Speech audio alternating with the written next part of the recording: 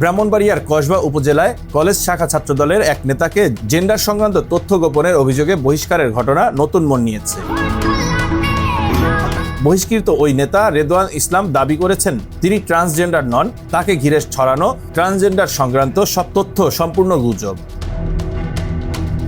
রোববার ৫ এপ্রিল জেলা ছাত্রদলের দপ্তরের দায়িত্বে থাকা যুগ্ম আহ্বায়ক মামুন খান স্বাক্ষরিত এক সংবাদ বিজ্ঞপ্তিতে জানানো হয়, সৈয়দাবাদ আদর্শ মহাবিদ্যালয় ছাত্রদলের সাংস্কৃতিক বিষয়ক সম্পাদক রেদওয়ান ইসলামকে ব্যক্তিগত তথ্য গোপন ও সংগঠনের শৃঙ্খলা ভঙ্গের অভিযোগে প্রাথমিক সদস্যপদ সহ সব পদ থেকে অব্যাহতি দেওয়া হয়েছে। এই সিদ্ধান্ত অনুমোদন করেন জেলা ছাত্রদলের আহ্বায়ক শাহিনুর রহমান ও সদস্য সচিব সমীর চক্রবর্তী।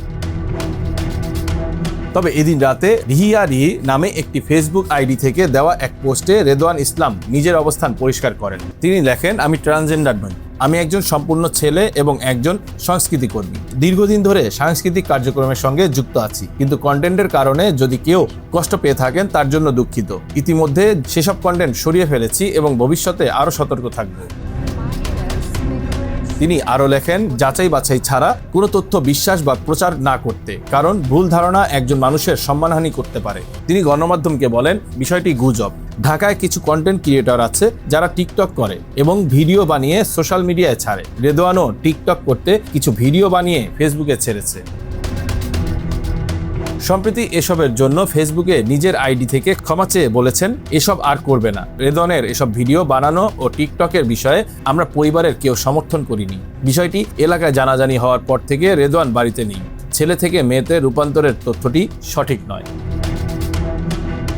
জেলা ছাত্রদল সূত্রে জানা গেছে, গত শুক্রবার সৈয়দাবাদ সরকারি আদর্শ মহাবিদ্যালয়ে শাখা ছাত্রদলের ৫ সদস্যের একটি কমিটি গঠন করা হয়, যা পরে ৫১ সদস্যের পূর্ণাঙ্গ কমিটিতে রূপ দেওয়া হয়। শনিবার সদস্য সচিব সেই তালিকা প্রকাশের পর থেকেই রেদওয়ান ইসলামকে ঘিরে সামাজিক যোগাযোগ মাধ্যমে বিতর্ক শুরু হয়।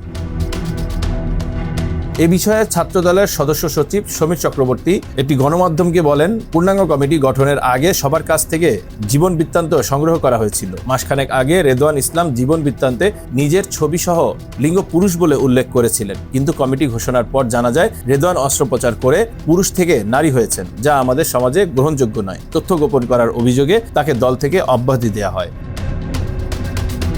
Bangla affairs news desk.